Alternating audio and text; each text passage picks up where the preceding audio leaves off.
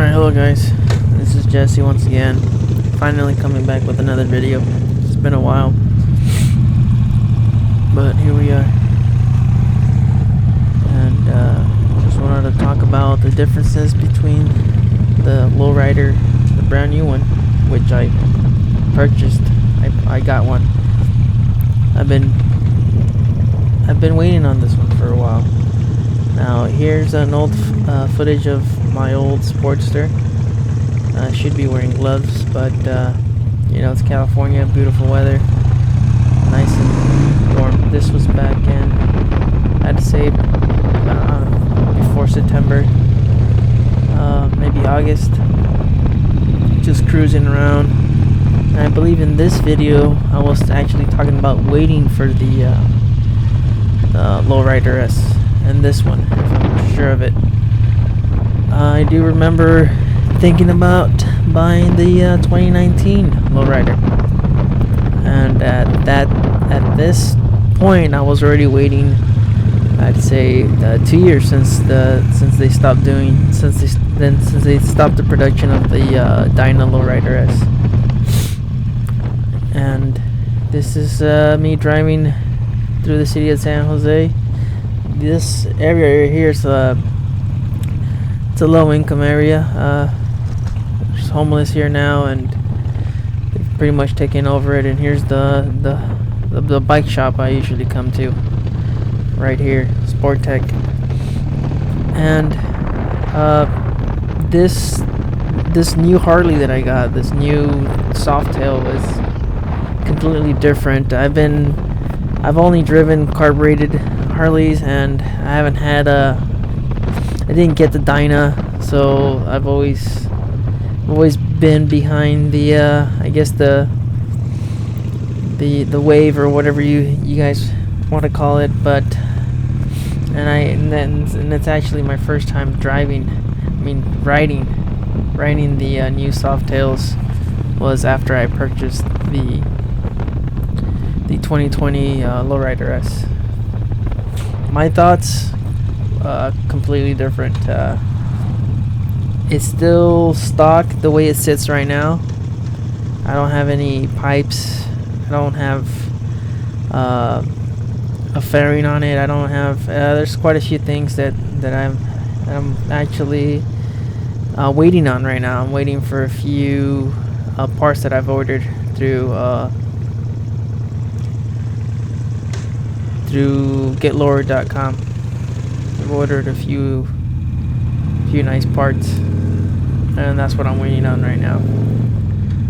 But as far as the purchasing of the new Harley, it was something, I don't know, I can't explain it. Maybe in a future video I'll probably talk about it. But let's just say I'll go over that experience with the dealership in a later video, probably down the road. Maybe people would want to hear the story.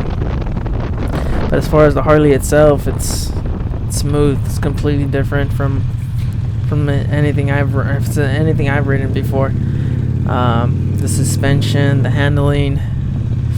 And right now I'm actually not even, I haven't broken it in. From what the dealership told me, I should hold on and wait maybe up to maybe 500 or 1,000 miles. You're supposed to take it back in after 1,000 miles, have the dealership check it out and look at metal shavings, look at the oil, stuff like that. So as of right now, I haven't even unleashed its full potential, and it's responsive. It's crazy. Maybe not even a quarter turn. That's basically the way I'm riding the bike right now. This lowrider S, and the video you guys gonna see is me going to a credit union. Yeah, that's right. I have good credit, but I don't know this buying process with the dealership was maybe 6 months, 5 months. A little into it is I initially went to look at the Lowrider S as soon as the first week of release. Now, of course, they were giving me the story that I had to get a deposit, I had to be on a waiting list, and me trying to save, a couple dollars, I decided to walk away. So I didn't purchase the bike until 5 months after, 4 or 5 months after the release of the Harley. So I didn't get it until February, and by then I had already, from what they were trying to sell it to me for, I saved myself about a little over $2,000. Yeah, it's just the dealership. That's how it works out here. The ownership owns this dealership has they own quite a few different locations, quite a few different dealerships around here. So I just had to wait. But besides the fact, this is it right here. This is the 2020 Harley Davidson. Yeah, right now it's pretty stock. It looks just like any other Harley, any other lowrider you go out there and look at. I got this with 8 miles on the bike. Right now it's sitting at, you just saw it right now, about 32 miles. Still has a long way from hitting those 1,000 miles or that 500 break-in miles. So I have to get out there and start riding this bike more. It's just 9 to 5 job, 6. Well, it's not really 9 to 5. It's more like 10 hours a day, 12 hours a day, 6 days a week. And that Sunday that I do have off, I have other things, other errands I have to do. So now that I have, I'm gonna force myself to ride this bike a lot more often. I have 2 years warranty and unlimited miles, and I really have to take advantage of this. So as you can hear on the other audio and on this audio, it's night and day. It's just the stock exhaust it's not nice. But this is the only way Harley's able to make this, and I live in California, so there's you can't get around it. Harley has to abide by these rules and regulations, and this is the reason why people call it the Harley tax, but in reality it's the government or California tax, because they can't sell a bike in the state unless they meet these requirements. And this is the reason why there's an accident over there. This is the reason why it sounds like crap. What else? Going back, yes, beautiful bike, pricey, made in the USA. It's the handling is completely different from what I'm used to. I never really got on a Dyna, so maybe people that have ridden Dynas, they probably know. I can't compare it to a Dyna because I haven't ridden one, but comparing to older models, 90s and 2000s, usually carbureted Harley Davidsons, it's something amazing.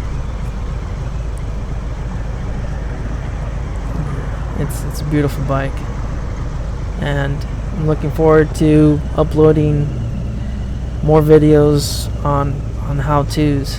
I also have that. I still have the metric bike, the Honda Shadow. I should have uploaded those videos. I mean, I should have recorded myself making those modifications, especially for a bike that doesn't have the aftermarket like Harley Davidson does. So let's just see let's just see what holds in. What the future holds. There's gonna be, as of right now, just like every other person uploading a video, there's gonna be a seat installation, a lay down license plate installation. There's also gonna be a exhaust 2-into-1 installation and a fairing installation. I'm gonna do a fairing, and I'm also going to go ahead and I'm gonna try to install bars on this. I don't know how much I don't know how difficult it would be, because the other installations I've done, they all didn't require a new brake line or a new clutch line. And from Blockhead's videos and Bike and Bird, they made it seem easy, but we're gonna have to get into that with this one, because I definitely want to go higher than 7 inches rise. On the Harley, you saw it, Frisco bars, you don't have to change the brake line or the clutch line.